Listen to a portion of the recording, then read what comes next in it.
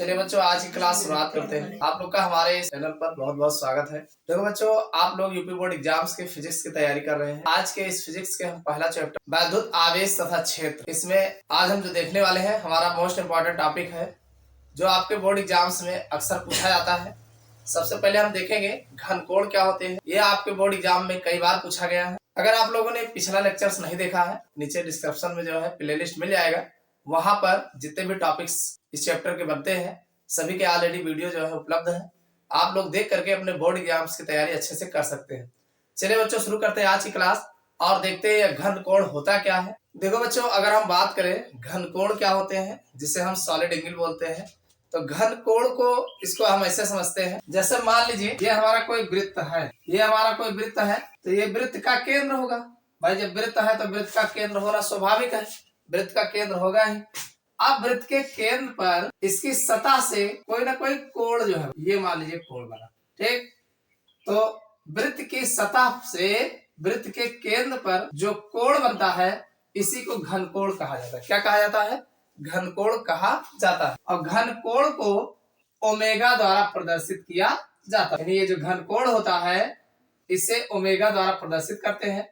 अब जाहिर सी बात है, इस केंद्र पर है तो इसकी कोई ना कोई त्रिज्या होगी, यानी यहां से यहां तक की ये त्रिज्या हो जाए। और ये सतह पर ये जो क्षेत्रफल होता है इसका अल्प क्षेत्रफल, तो भाई अल्प क्षेत्रफल dA हो जाएगा, ठीक। तो इस अल्प क्षेत्रफल द्वारा जो है वृत्त के केंद्र पर जो कोण बनता है इसी को जो है घनकोण कहा जाता है। समझ में आया कि नहीं? एक वृत्त है तो वृत्त के केंद्र पर वृत्त की सतह द्वारा, यानी अल्प क्षेत्रफल मान लीजिए हमने कोई ले लिया, थोड़ा सा क्षेत्रफल वृत्त की सतह पर, और सतह द्वारा केंद्र पर भाई एक कोण जो बनता है, जो भी कोण बनता है उसे घनकोण कहा जाता है। बस यही घनकोण है और कुछ अलग से नहीं है। तो इसमें हमने कहा किसी वृत्त के पृष्ठ पर, भाई ये वृत्त का पृष्ठ है, ऊपरी सतह है, स्थित किसी क्षेत्रफल द्वारा, भाई ये dA, हमने थोड़ा क्षेत्रफल लिया है ना, पूरे का क्षेत्रफल तो a होगा, लेकिन थोड़ा सा क्षेत्रफल हमने ले लिया तो उसे dA कहा गया।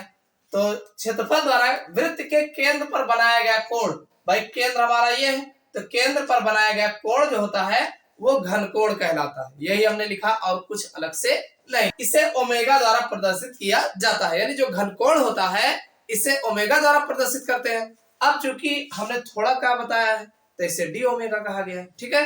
तो इसे ओमेगा द्वारा प्रदर्शित करते हैं। अब ये जो घनकोण का मान होता है, घनकोण का मान वृत्त के पृष्ठ पर स्थित क्षेत्रफल, यानी जो ये क्षेत्रफल होता है ऊपर सतह पर स्थित जो क्षेत्रफल होता है तथा उनके केंद्र से और क्षेत्रफल के बीच की जो दूरी होती है, जो त्रिज्या होती है, इसके वर्ग के अनुपात के बराबर होता है। यानी ये जो हमारा क्षेत्रफल होता है और साथ में ये त्रिज्या जो होती है, तो त्रिज्या का वर्ग करना है, तो त्रिज्या के वर्ग के और क्षेत्रफल के अनुपात के बराबर होता है। इसे आप ऐसे लिख सकते हैं, भाई डी ओमेगा, यही तो घनकोण है, डी ओमेगा बराबर, अब भाई हमारा क्षेत्रफल क्या है, dA है, और अपान त्रिज्या हमारी r है, इसका वर्ग हो जाएगा। तो यही हमारा घनकोण का मान जो है देखने को मिल जाएगा। यानी घनकोण बराबर dA अपान r स्क्वायर जो है लिखा जाता है। समझ में आ गया नहीं? समझ में आ गया होगा।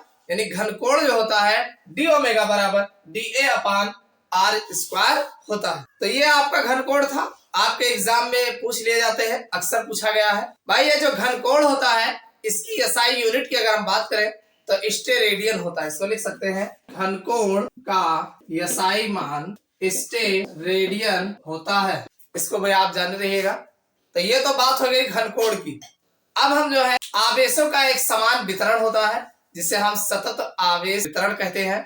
तो ये सतत आवेश वितरण क्या होते हैं, चलिए इसी के साथ उसको भी देख लेते हैं, क्योंकि ये आपके एग्जाम में या आगे चल करके उन सब जगह पर जो है ये यूज होने वाला है, उपयोग होता है, अक्सर उपयोग होता है, तो काफी ज्यादा महत्वपूर्ण है और आपके एग्जाम में भी पूछा गया है। तो चलिए देख लेते हैं आवेशों का एक समान वितरण क्या होता है, या जो है सतत वितरण कैसे होता है। देखो बच्चों, अगर हम बात करें कि सतत आवेश वितरण चाहे कह लीजिए और चाहे कह लीजिए आवेश का एक समान वितरण कह लीजिए, जैसा भी आपके एग्जाम में पूछा जाता है उसी हिसाब से लिखना है। बात एक ही है, ऐसा नहीं कि वो अलग है ये अलग है, ऐसा नहीं। और घनत्व करके भी आपके एग्जाम में पूछा जा सकता है, यानी आवेशों का सतत रेखीय घनत्व या आवेशों का घनत्व जो है इस प्रकार होता है। तो इसमें सबसे पहले हम देखेंगे आवेश का रेखीय वितरण कह लीजिए, चाहे आवेश का रेखीय घनत्व कह लीजिए।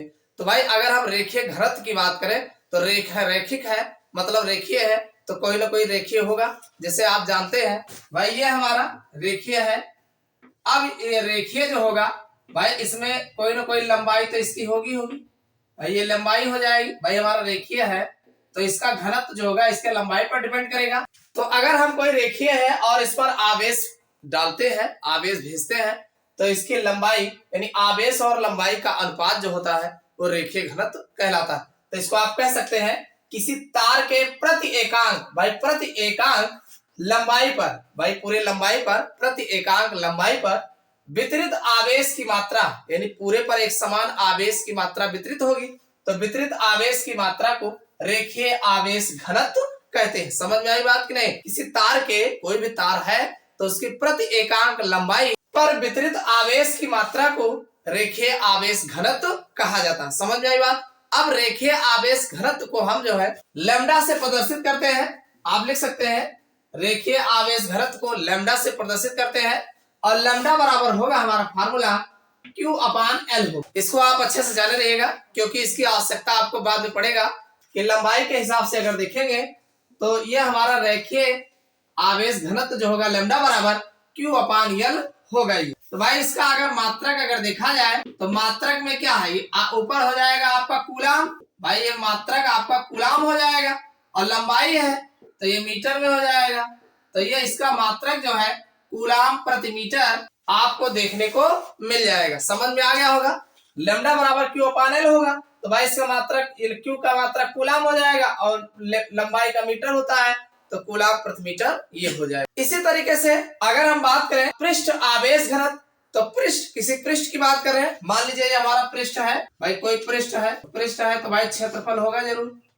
इस तरीके से कोई पृष्ठ है, तो अब इस ये हमारा जो क्षेत्रफल है, इस क्षेत्रफल पर अगर आवेश हम समान रूप से वितरित करते हैं तो वही कहा गया किसी पृष्ठ के एकांक क्षेत्रफल पर, भाई ये हमारा पृष्ठ है और इसका एक एकांक क्षेत्रफल है, तो एकांक क्षेत्रफल पर वितरित आवेश की मात्रा को पृष्ठ का आवेश घनत्व कहते हैं। किसी पृष्ठ के एकांक क्षेत्रफल पर, भाई कोई हमारा पृष्ठ है, इसके एकांक क्षेत्रफल पर वितरित आवेश की मात्रा जो होती है, जो इस पर समान रूप से वितरित आवेश की मात्रा होती है, ये इसका पृष्ठ का आवेश घनत्व कहते हैं। समझ में आ गया? अब जो पृष्ठ का आवेश घनत्व होता है इसे हम सिग्मा द्वारा प्रदर्शित करते हैं। किसके द्वारा? सिग्मा द्वारा प्रदर्शित करते हैं, और सिग्मा बराबर होता है, भाई ये क्षेत्रफल पर जा रहा है तो आवेश हमारा Q हो जाएगा, क्षेत्रफल A हो जाएगा, तो सिग्मा बराबर Q/A होता है। अब इसका भी अगर मात्रक देखा जाए तो इसका मात्रक, भाई Q का मात्रक ये आपका कूलाम हो जाएगा, और प्रति क्षेत्रफल जो है मीटर का वर्ग होता है, तो ये हो जाएगा मीटर स्क्वायर हो जाएगा, यानी इसका मात्रक जो होगा कूलाम प्रति मीटर स्क्वायर जो है इसको देखने को मिलता है। समझ में आ गया होगा कि पृष्ठ आवेश घनत्व जो है, यानी आवेश का जो क्षेत्रीय वितरण होता है, भाई किसी पृष्ठ के एकांक क्षेत्रफल पर, ये जो हमारा पृष्ठ है इसके एकांक क्षेत्रफल पर वितरित आवेश की मात्रा को पृष्ठ का आवेश घनत्व कहते हैं, जिसे सिग्मा द्वारा प्रदर्शित किया जाता है। सिग्मा बराबर Q/A होगा, इसका मात्रक कूलाम प्रति मीटर स्क्वायर आपको देखने को मिलेगा। समझ में आ गया होगा? चलिए अगला देख लेते हैं। अगला है आयतन आवेश घनत्व, या आवेश का आयतनात्मक वितरण भी कह सकते हैं। तो भाई आयतन, अब अगर हम आयतन के हिसाब से सोचते हैं तो आयतन आवेश घनत्व जो होता है इसे हम रो द्वारा प्रदर्शित करते हैं। किसके द्वारा प्रदर्शित करते हैं? रो द्वारा प्रदर्शित करते हैं, और सेम हो जाएगा, भाई ये Q हो जाएगा, और आयतन की बात हो रही तो ये /B हो जाएगा, तो हमारा रो बराबर Q/B होगा। समझ में आ गई बात? भाई तीनों में आपको समानता दिख रहा होगा, Q/L, Q/A, तो Q/V हो जाएगा। समझ में आ गई बात ना? भाई आयतनात्मक आवेश वितरण की अगर हम बात करें, किसी आयतन पर एक समान रूप से वितरित आवेश की मात्रा, कोई भी हमारा आयतन है, वॉल्यूम है, जिस पर समान रूप से वितरित आवेश की जो मात्रा होगी वो आयतन आवेश घनत्व कहलाता है। तो आयतन आवेश घनत्व को हम रो द्वारा प्रदर्शित करते हैं, रो बराबर Q/V होता है। समझ में आ गया ना? अब यहाँ पर भाई इसका अगर मात्रक अगर आप देखते हैं, इसका मात्रक क्या बनेगा? भाई बराबर आवेश का मात्रक कूलाम हो जाएगा, ये आपका कूलाम प्रति, और आयतन का क्या होता है, मीटर क्यूब होता है ना, तो आराम से आपका मीटर क्यूब हो जाएगा, मीटर क्यूब बस। तो ये आपका आयतन आवेश घनत्व कहलाता है। ध्यान रखना, इसे रो से प्रदर्शित करते हैं। ये क्या है, रो है, रो मालूम है ना, ये रो है और ये सिग्मा है, सिग्मा सिग्मा जाने रहिएगा, इसे सिग्मा बोलते हैं। और ये लैम्डा है, लैम्डा, इसे लैम्डा बोलते हैं। तो समझ में आ गया होगा कि आवेशों का सतत वितरण किस प्रकार से होता है या आवेशों का घनत्व किस प्रकार होता है। तो ये बातें आपको कैसी लगी कमेंट करके जरूर बताइएगा। चैनल पर नए हो सब्सक्राइब कर लेना, वीडियो को लाइक नहीं किया लाइक कर दीजिएगा। और फिर अगले क्लास में इसके अगले टॉपिक की हम चर्चा करेंगे।